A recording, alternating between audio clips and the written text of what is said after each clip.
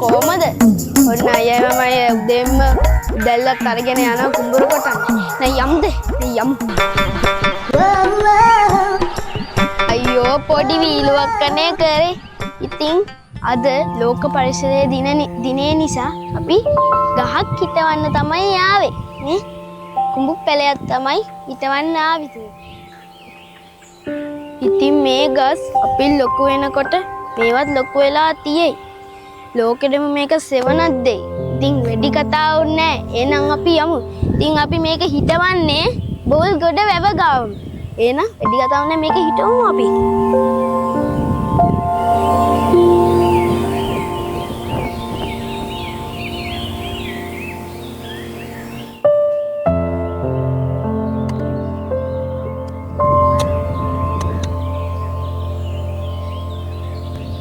ඔන්න අපි දැන් මේ කුඹු පැලේ හිටවන්න යදන්නේ.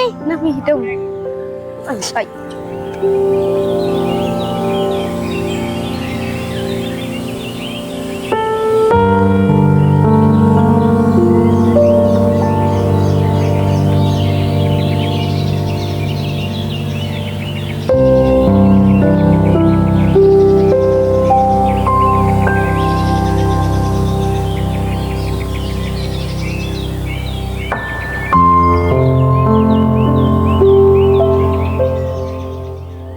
අපි පැල් හතරටම වතුර දැම්ම කුඹු පැලට මේ ලස්සනට තියෙනවා.